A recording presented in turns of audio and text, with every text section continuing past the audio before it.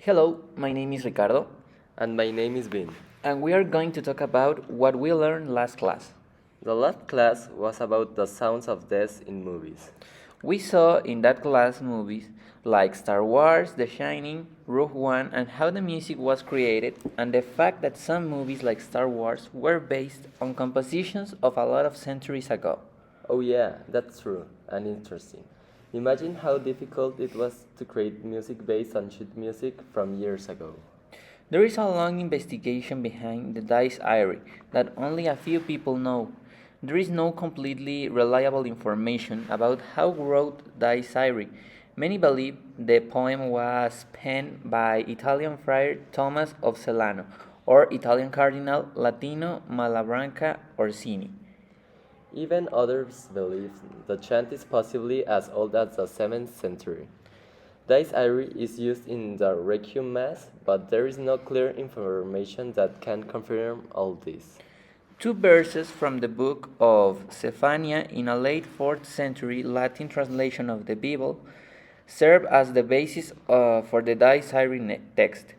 Zephaniah 1:15 to 16 reads, "That day is a day of wrath, a day of tribulation and disaster, a day of calamity and misery, a day of darkness and obscurity, a day of clouds and whirlwinds, a day of trumpets and alarm against the fenced cities and against the high bulwarks."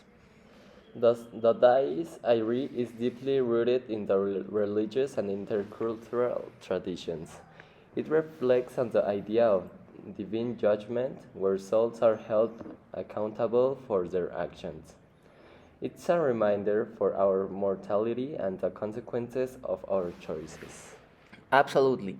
The solemn and dramatic nature of Dies Irae adds a layer of emotional depth to the funeral services. It's a way to honor and remember the deceased while acknowledging the weight of their passing. Definitely. The Dies Irae has also been used in various artistic forms, such as classical music compositions and even in film soundtracks.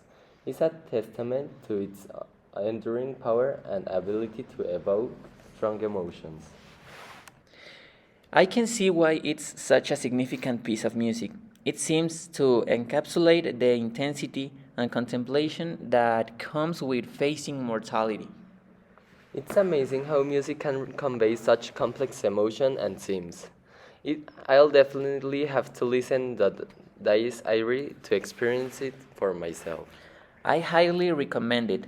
Just be prepared for a deeply moving and introspective experiences. The Dies Irae has a way of touching the soul and leaving a lasting impression. Also, one of the most famous Dies Irae composers from the 13th century was Gregorian chant. Yeah, that's true.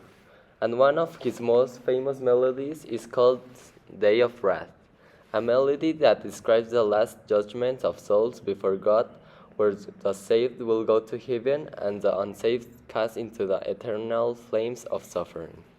The music for Dies Irae is quite memorable. At the opening, the theme descends in intervals before finishing in a descending scale. The theme and the lyrics are so memorable.